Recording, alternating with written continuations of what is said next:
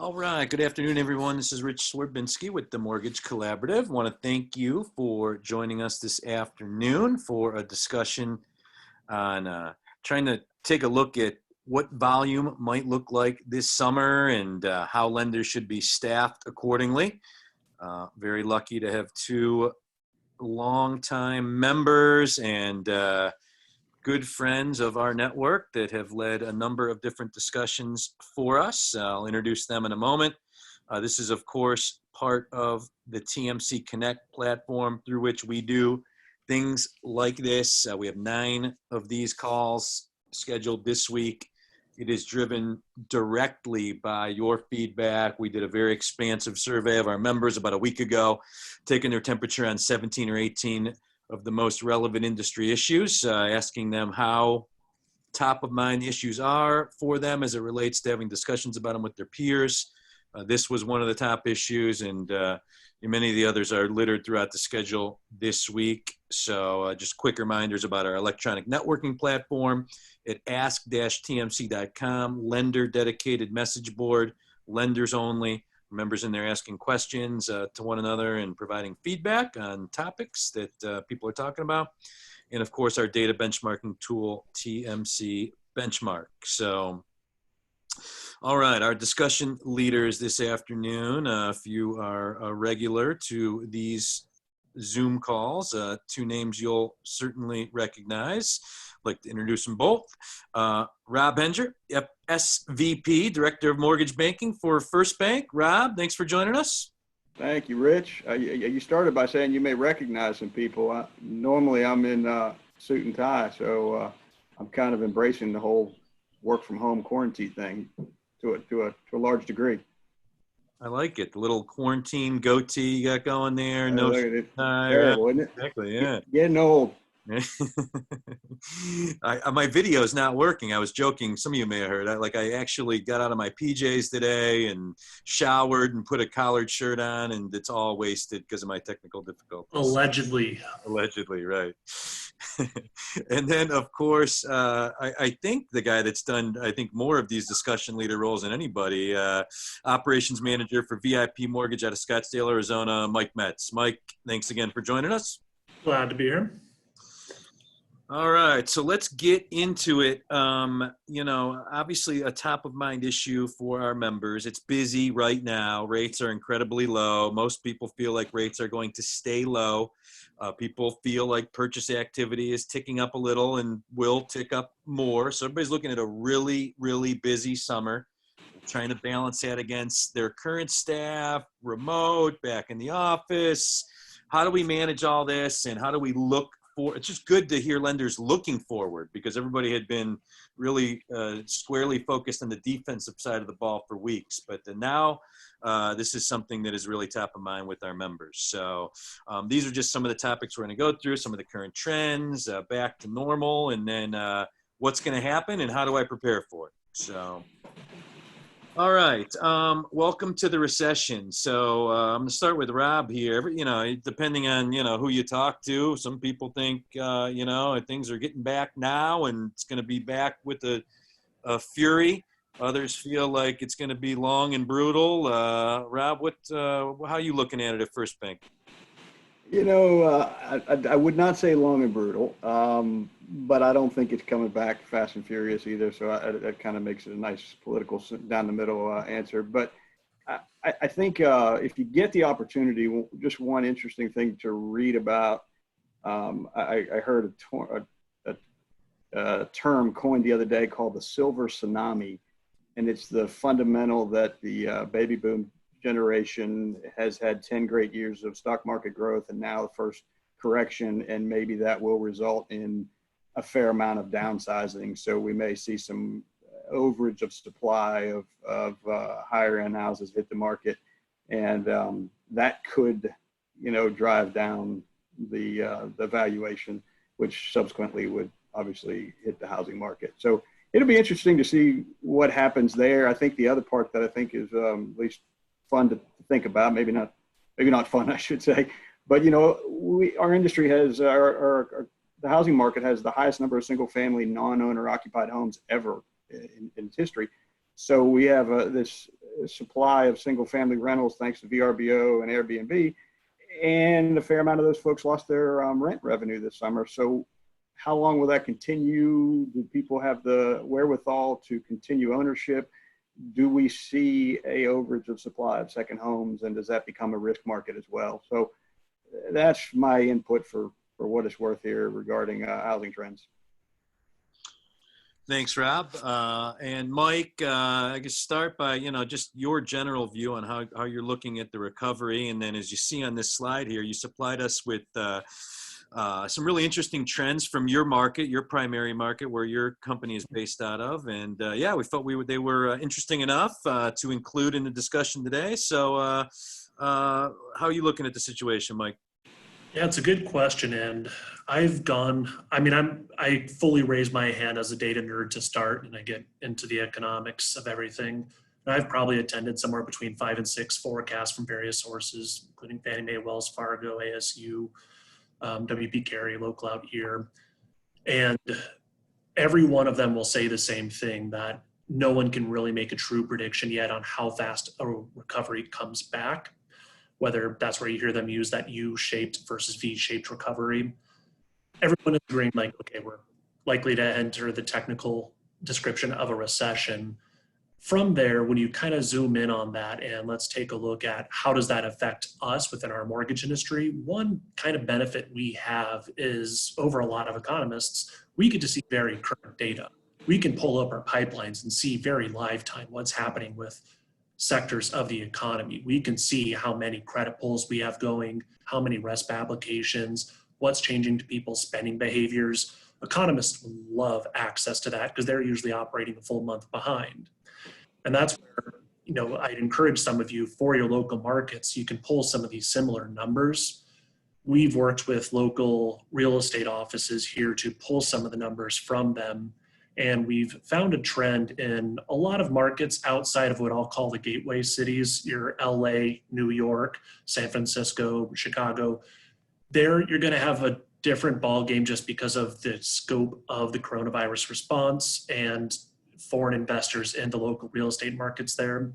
So if you look at Phoenix as something different one to those local trends, you saw a decrease happen as all this happened. And you saw that decrease solid 26%, depending upon how you're looking at that. But it's already started to come back to a degree. And when you zoom in on that fall, this is where numbers tell the truth, but sometimes depending upon how you paint them, they can lie. When you zoom in on what segments of that population did fall, you see these huge trends. So between 250 and 500, which is the bulk of most mortgage companies I know, they were 100%. It's the little ones where you were only under 250 that you really saw a bigger decrease. And then the ones over 1 million where you also saw a much bigger decrease. And at least here, we don't see that many loans over that million mark. And we already had such low inventory for those homes below the 250 that it tosses those relative numbers quite a big change because there was such a shortage to start. Yeah, it's a great point, Mike, and something that's come up, just over the course of the last few weeks on these calls. One, just in general, what we've been hearing from our members and seeing in national numbers is exactly what you just said, that purchase activity year over year, so this week versus 2019, same week, down 25%, and that the impacts are at the extremes. So Rob, my question for you, on the last call, we just had a call, we were talking about just like return to work overlays, and one of our discussion leaders mentioned the stat that 40% of the people whose employment has been disrupted make under $40,000 a year.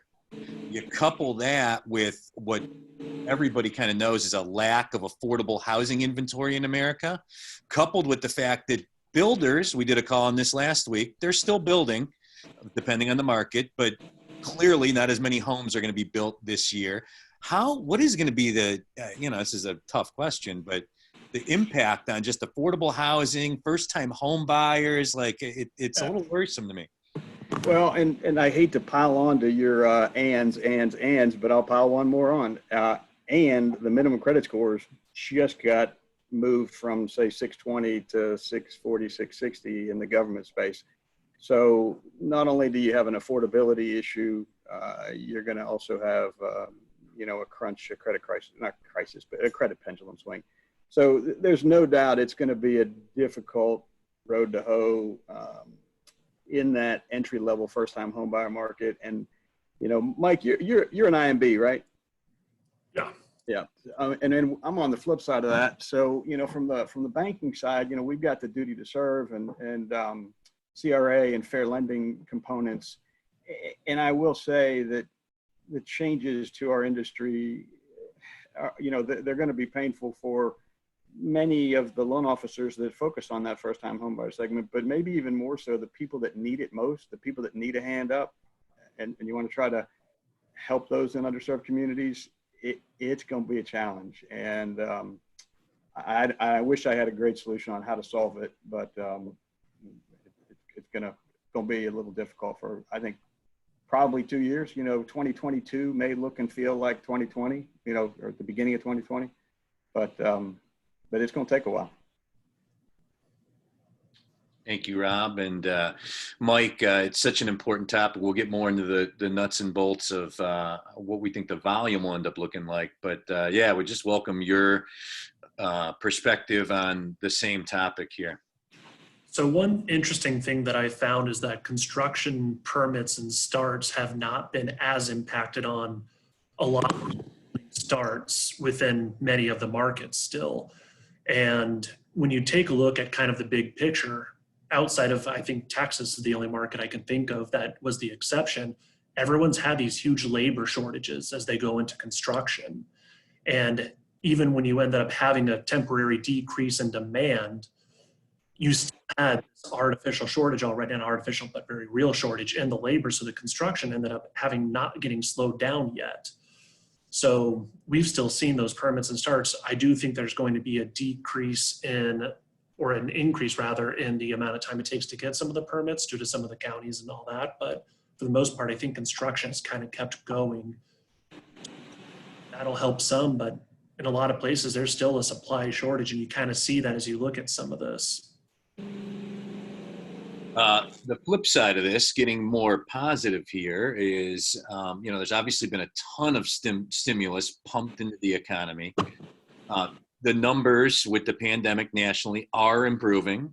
We've seen these last couple of weeks has been, certainly the first, real period of consistent path forward.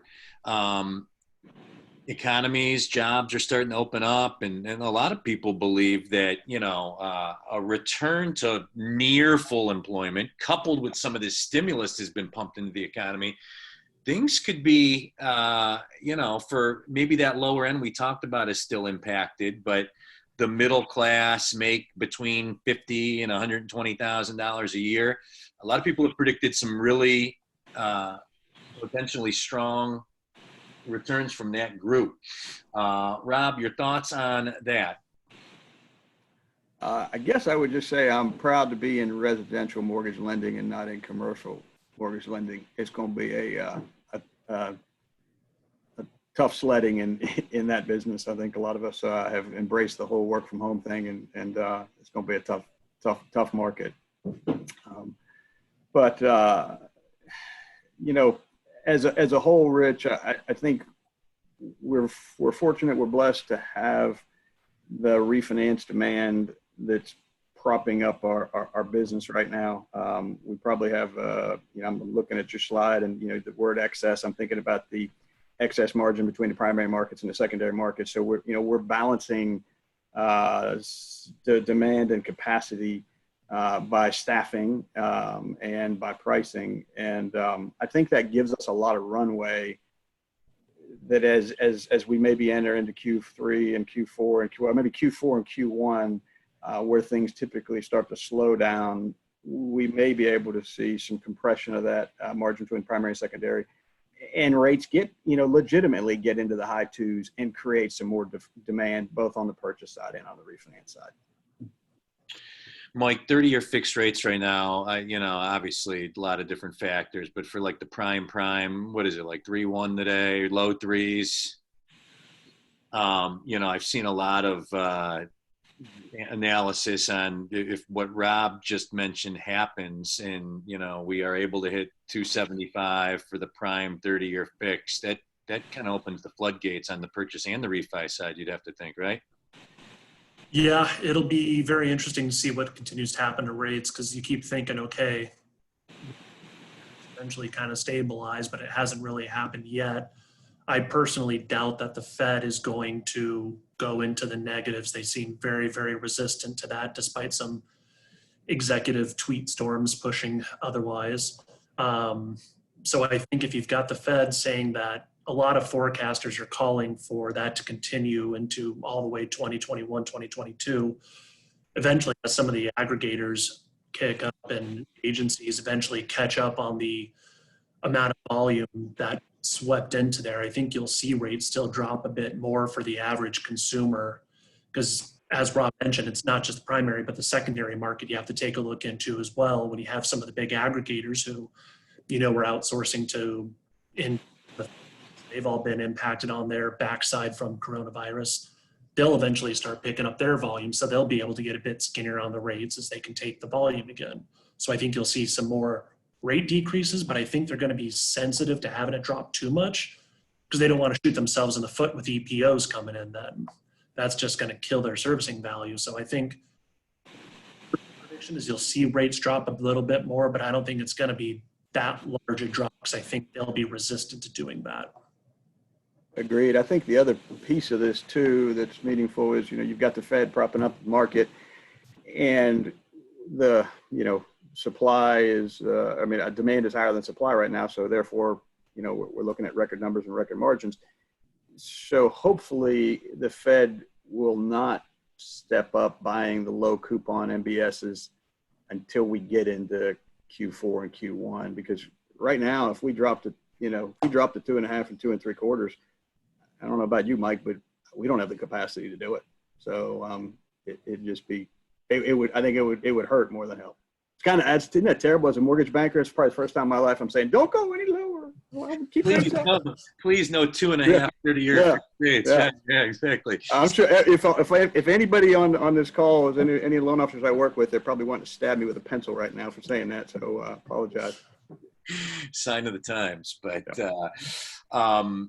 to your point though, you would have to think, especially with the margin call insanity week of late March, where they kind of came in, talk about overshooting. You would think that experience would help guide their future actions. And then Rob, I think like what you just mentioned, if I remember correctly, from like 08, 09, coming out the tail end of the last crisis, that's exactly what the Fed did. Like they were consistent buyers in the mortgage-backed security market, but they really picked their spots as to not shock EPOs and coupons. And I just remember like there was a bunch of like little refi booms, like from 08 to like 11. Yep. Well, I think, we had the luxury of maybe of a slower fall from grace and clearly a slower recovery. I think this go around is I think the word unprecedented. I think we've all used the word unprecedented more in the last 90 days of our life than we probably have before that.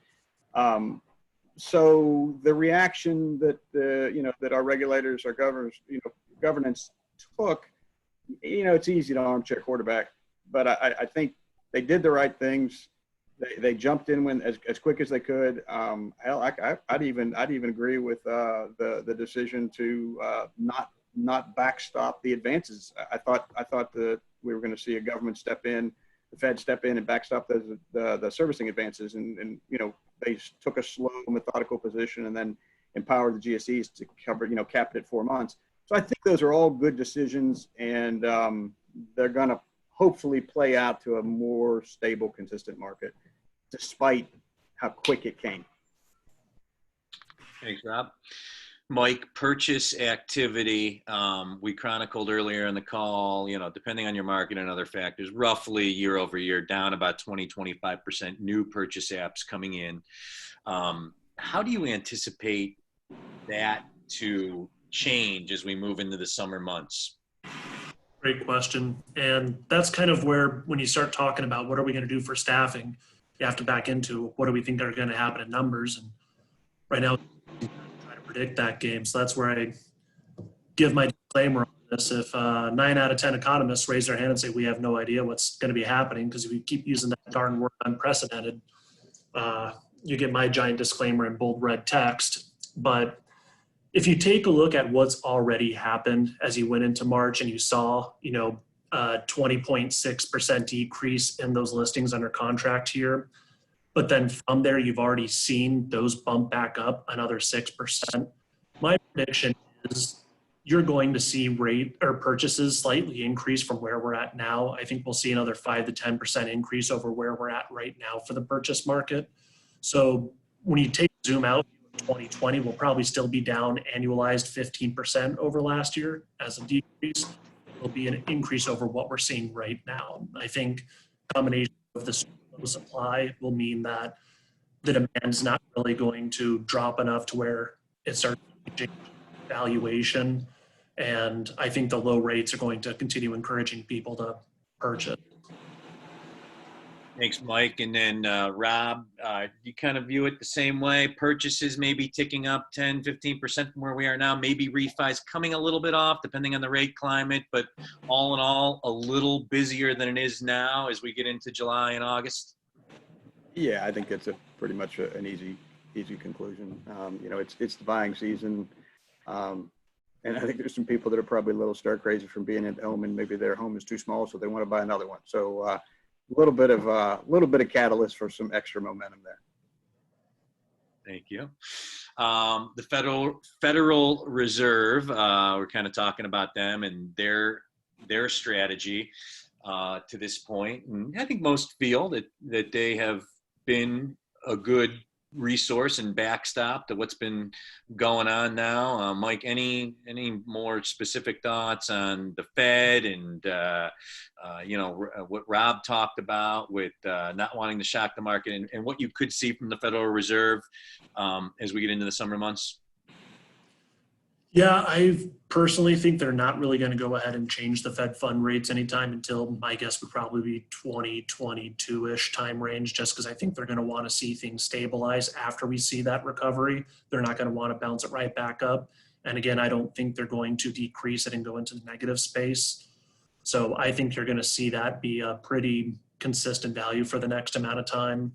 And that's where, as the previous slide was showing, I think we'll see refis eventually drop down just because there's not much more room to decrease without someone going into zones they don't want to go. So unless something crazy happens, you'll see the refis drop a little bit, but I don't think there's going to be any kind of cliff like some people were thinking initially.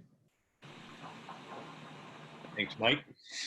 Moving on to kind of the heart of the discussion here, I think everybody feels like, all right, it's going to be busy this summer. How busy and, what mix of purchase refi is dependent on your perspective and your markets to some degree, but everybody feels like it's going to be a very busy summer.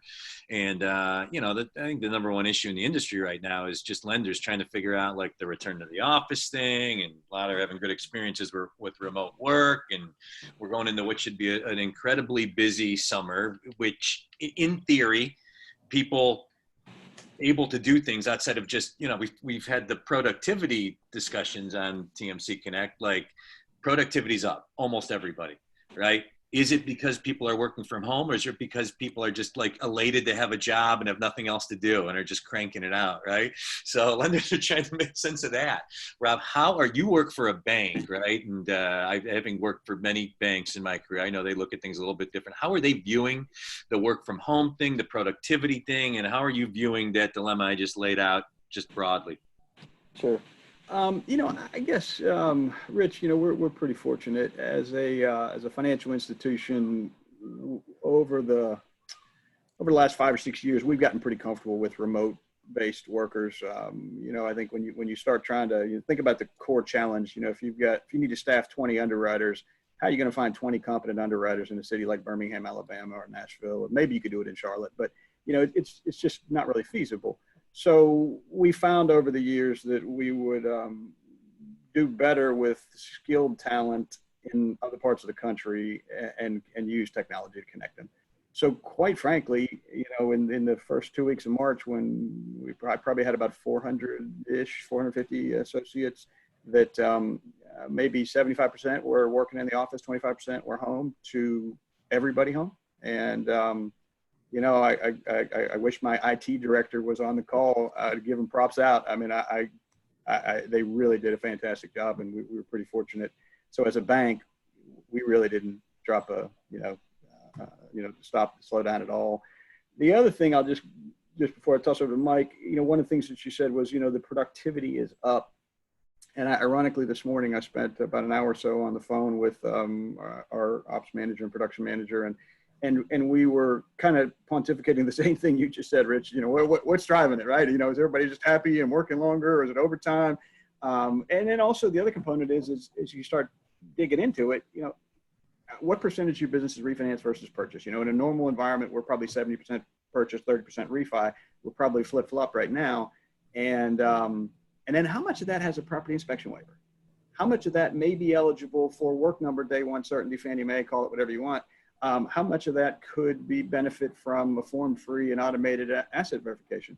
So we are seeing where the complexity of the loan has diminished because of the purpose and the product and the purpose and those waivers. So I'm gonna side with, we're seeing an increase in productivity for all the reasons. Hopefully people are happy at home, at least until their spouses decide to kick them out. How many people, would have an hour commute that they can now use, to work? And then how much easier, I hate to say it that way because I don't think any mortgage is easy, but how many less complex mortgages are we pushing through the assembly line? Great. Mike, your thoughts? Mike, your thoughts, and also if you could walk us through some of the modeling that we see here on the right side of the slide, which I love it. I mean, this is just obviously anticipating different scenarios, and talk about as the one, your general thoughts on some of the things that Rob touched on, and then two, you have this plan here, which is great, but like the enactment of that, as it relates to, I'm sure obviously there's some outsourced and other things you could do to make it a little bit more fluid, but would love your thoughts.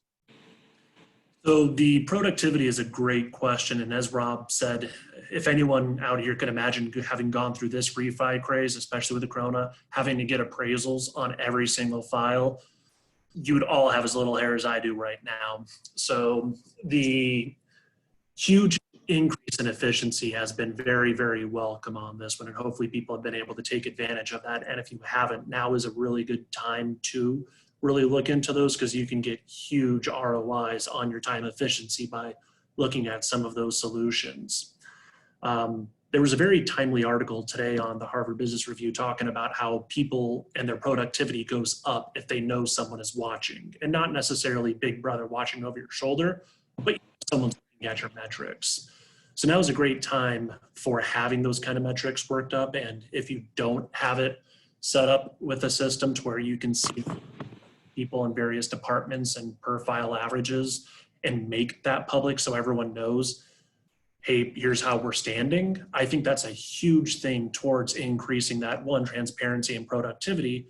And then even with people at home, okay, when things are busy like this and that they're being held accountable for that, no one's gonna sit there and twiddle their thumbs during the workday. They've got lots of stuff coming in to do. So to me, I haven't seen any decreases really from people moving from the office to the work from home. So it'll be interesting watching people transition back into here, because I don't think people are going to look forward to the drive and having to get ready again in the mornings. Yeah. And for the most part, having the modeling built in so that you can try to get an idea of what capacity is looking like, where people are at versus what they could do. You find that some departments are already maxed out. And then from there, if you start forecasting, okay, maybe we've done this on a short-term basis for increased refi volume, and we didn't really want to staff up because we were afraid that there was going to be a huge fallout. Well, if there isn't a huge fallout, maybe it's time to look at adding a person or two to the staff in those departments so that you're not burning people out. And it could even be more cost advantageous depending upon how much you're paying for overtime. and costs of fixing manufacturing errors when someone who's on file number 14 for the day just misses a guideline. And then on the flip side, if you have some that where you're forecasting that you're going to see some decrease, you can start to look at, okay, which departments might be impacted versus which are flexible enough to where they'll still be okay as is. Thanks, Mike. Oh, go ahead, Rob. No, I was just going to just echo. I think one of the other things too that's it's scale and size is a challenge right now. So if you're an IMB or even a banker, and you're got 50 to 100 folks, to some degree you can manage by feel, you can manage by productivity, and something that you see on the screen here maybe isn't as critical. But I think when you start getting into multiple offices, multiple locations, multiple channels, and a change in the industry, a change in the fundamentals on manufacturing, then I think modeling is critical. And I years and years ago kind of noodled together a spreadsheet, kind of like what you're seeing here, and fundamentally what we try to do is just measure what's the historical productivity, right? Let's forecast what's out in front of us, and as Mike said, it's all data, right? So if you can forecast how many inquiries are hitting, either whether if you have CRM on the front side or Velocify, or whether it's consumer direct or retail or wholesale, whatever it is, but if you can ping that, you can start making reasonable predictions on what your volume is going to be 30, 60, 90, 120 days out. And then you can start modeling, and that, kind of what you see here is the model, module number 1 is kind of some historical numbers that you can kind of look at, and then you kind of project over the next 90 days. And then one of the things we always try to encourage our production folks to do is, it's prudent in this business to shock everything, right? So you want to shock test it. And module 3 and module 4, when you have a decreasing rate environment and you're staffing up, then you got to be prepared for what happens if things correct real quick. And if you build your model correct and everything works well in a spreadsheet, maybe not always in real life, then something like this, you can hold your management folks, your department heads, your division heads, your team leads to a roadmap, as opposed to just, hey, I think I need to hire somebody. So we found as we've grown and you get up into the hundreds of folks, modeling like this is pretty critical for sustainability and profitability. Thanks, Rob. So we talked about inventory at the outset of the call, and I think everybody feels like there's going to be a lot of refi here the rest of the year, and how busy lenders are will be a byproduct of the purchase business that they're writing. Both you guys, are there any, back in my lender days, I was always with banks in Ohio. I knew the markets. I had resources to go to keep my finger on the health of the relative markets we were interested in. You guys are both lenders that are doing billions of dollars a year. How are you looking at that? Like the different markets that you have the most concentration in, the housing inventory, the general opportunity, and how you're making business decisions as a result. Mike, I'll start with you. Are you asking, just to make sure I'm understanding the question, about what data sources I'm using to try to analyze and make those decisions? Yeah, just as it relates to housing inventory, purchase opportunity, and yep. So a few factors that I tend to look at on my side is one, CoreLogic, and I'll send out links to some of these after the call. CoreLogic has some great online resources for free, including their HPI index that'll show what's expected with appreciation and consumer sentiments. Fannie Mae has a particularly fantastic forecasting website and department, and their economic development department has a lot of really cool resources available with numbers on what they're forecasting on a pretty regular rolling basis for the next quarter, next year, both for purchases and refinances, and then they'll even go into some different metrics. And then another one that I, again, mentioned earlier in the call is if you look into your local market, chances are you can buy some data from a local MLS provider to try to get an idea on that really current housing starts, numbers of homes listed. And that kind of gives you an idea about what to expect for those next days and do some forecasting. And then various industry newsletters can come in handy.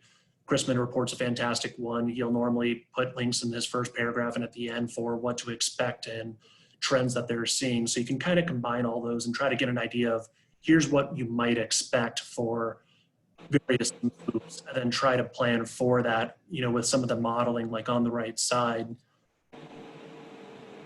Try to read everything as much as you want and plan for that. I think the important thing is, you can have a plan until you get punched in the face. Plan to have that buffer on both sides for your staffing. If you leave yourself super lean and mean, if all unexpected refi jump, you're going to be hurting. And on the flip side, if you leave yourself super overstaffed, you run into problems on the flip side. So try to do those resources and then build the modeling and try to be so on either side. Thanks, Mike. And Rob, some of the resources, tips, tricks, tools you're using to assess. Mike is far more, cerebral and intellectual than I am in this example. I'm more of just go out and hire the best loan officer, the smartest guy in every city. If you can dominate market share in the cities you're in, and you hire the right people, generally speaking, it's a sustainable business strategy, provided that your entire team, your fulfillment team, can support those thoroughbreds, right? So some lenders are really good at training people and bringing people up and teaching them the business. I'll be honest with you, that hasn't been one of my strengths.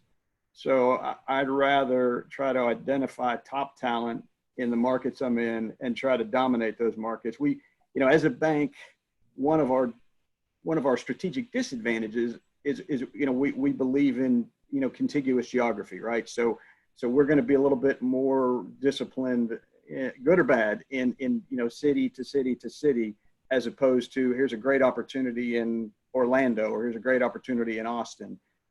So we're going to look at it a little bit different and just try to go after top talent. And then it's my responsibility and our leadership team responsibility to retain that talent. And it's not always easy, but that's generally the way we're going to look at it on retail. Now, I will say on the consumer direct side, we've got a pretty robust consumer direct business that is a new customer acquisition. We don't really do, we have a minimal portfolio retention.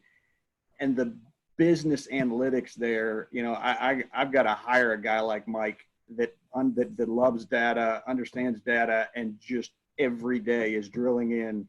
You've got seasonality adjustments, you've got state requirements, you've got, what states wouldn't let appraisers, be deemed critical. And there were just so many complexities over the last couple months that without having good people on the BI side of things, the business intelligence side of things, it would have been challenging. Thanks, Rob. And reminds me of a funny conversation I had with one of our members last week that cracks me up. I was just going to ask him about his strategy for the rest of the year. And he said, it's the same as it always is. We go to Walmart towns, find the biggest a-hole high producing realtors and pay their favorite originators lots of money to come work for us. So the more things change, sometimes it doesn't. So we've got just a few minutes left. And if there are any questions, comments anyone has for Mike or Rob, this would be the time for them.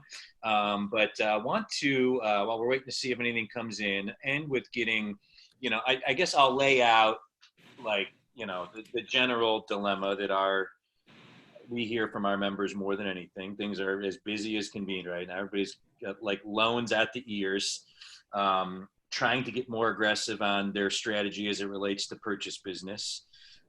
Yet, being aware of what a lot of us have talked about on these calls, a potential even lower rate environment, and a volume situation that is, above and beyond the busiest times that we've already seen this year. And, how do I manage for that without going out and just hiring bodies right now, because that's not the smart thing to do. So that's the scenario. And I would just love to hear you guys kind of closing thoughts and words of advice for the members on that kind of general issue. And Mike, I'll start with you.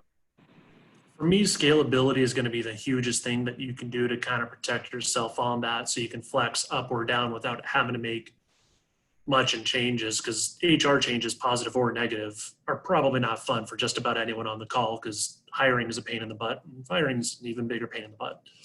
So the more you can scale allows you to move with those. And to me, the biggest ways to scale right now are, one, some of the old fashioned stuff. Make sure you have documented your procedures and make sure people are following them so you can get consistency and processivity in those. And then two, take advantage of some of the tech stuff. Check on your day one certainty numbers. Fannie Mae can send you a report of how many loans you are eligible for day one certainty and haven't done so. And so you can try to take advantage of those. Use a POS and investigate the providers to see, how can I shave more days off of the time in between RESPA and getting the file into the system in the hands of a processor? You can probably shave days off of that one and then smooth the rest of the process if you make it easier for borrowers to provide documentation. Thanks, Mike. Rob? Yeah, I don't know if I can improve upon that. As I was thinking about the question, it mirrors exactly where we are. We, what's the old expression? Necessities of mother of invention, or mother of invention necessity. We were slow to implement third-party verifications, day one certainty like tools, and as this volume has come upon us, we've used it as as an opportunity to say, okay, in a perfect world, bankers take 90 days to 6 months to deploy something. We don't have 90 days to 6 months to deploy something. So let's vet it. Let's make sure we take care of our risks, but let's move it quickly. So from my standpoint, I'd rather push the envelope on implementing day one certainty, like third-party verifications and a POS, to try to drive efficiency than just, as Mike said, staffing up and letting go. That's a culture issue. I mean, I have some friends that are really good at it, and their culture, they're comfortable with it. It just doesn't fit me, and it doesn't fit my folks. So, we are real liberal on overtime right now. I mean, real liberal. And we're also finding some places to use temporary staffing, and that's been helpful. So, banks aren't really excited about part-time or temporary, but we're, when you get in a situation like this, you do what you have to do. We're also, you look for just think about it out there. You've got a group of LOAs, processing assistants, processors, closers, underwriters. Which folks in your funnel or on your assembly line can move up, right? Who has an opportunity to take it to the next level? Because it's a lot easier to hire an entry-level processing assistant or pre-processor than it is to hire an underwriter. So I think that's also a good strategy on promote from within. Great stuff, fellas. Thank you so much once again for your time this afternoon and helping lead the discussion. Rob and Mike, really appreciate it. My pleasure. Thank you. All right. And to all of our attendees, thank you again for being with us. 7 more calls we have this week on the issues you guys have told us are most important to you. Obviously, you can see all those at mortgagecollaborative.com on our event calendar, member event calendar, and you can register for all the events there as well. So thank you very much for joining us. Have a great afternoon, everyone, and we'll see you again soon. Take care. Take care, guys. Have a good one, everybody.